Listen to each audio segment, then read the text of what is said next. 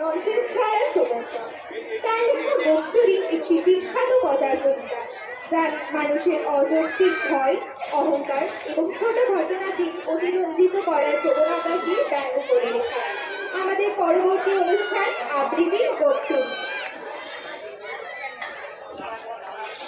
নমস্কার, কবি সুকুমার রায়ের লেখা গোপচুরি। হেড অফিসের বড় বাবু লোকটি বড় শান্ত, তার যে এমন মাথার ব্যামো কেউ কখনো জানতো। দিব্যি ছিলেন খোশ মেজাজে, চারখানি চেপে একলা বসে ঝিমঝিমিয়ে হঠাৎ গেলেন খেপে।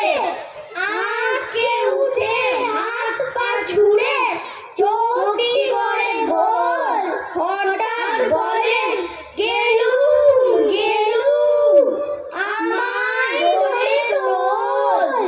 তাই শুনে কেউ বদ্যি ডাকে, কেউ বাহাকে পুলিশ, কেউ বা বলে কামড়ে দেবে সাবধানে পুলিশ।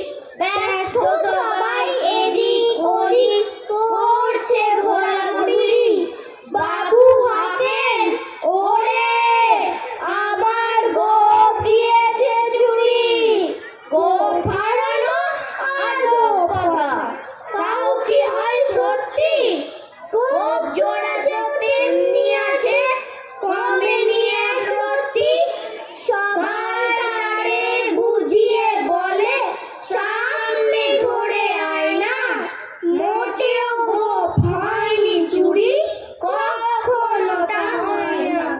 রেগে আগুন ঢেলে বেগুন তেড়ে বলেন দিদি, কারুর কথার ধার ধারি নেই, সব ব্যাটারি চিনি। নোংরা ছাটা ঠ্যাংরা ঝাঁটা বিচ্ছিরি আর ময়লা, এমন গোপ তো রাখতো জানি শ্যাম বাবুদের গয়লা।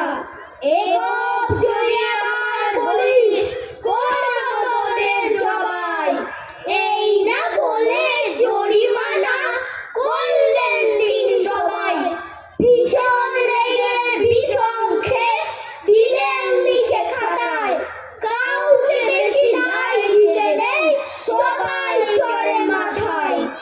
অফিসের এই বাঁদরগুলো মাথায় খালি গোবর, গোপ জোড়া যে কোথায় গেল কেউ রাখে না খবর। ইচ্ছে করে এই বেটাদের গোপ করে খুব নাচি, মুখগুলোর মুন্ডু ধরে কোদাল দিয়ে চাচি।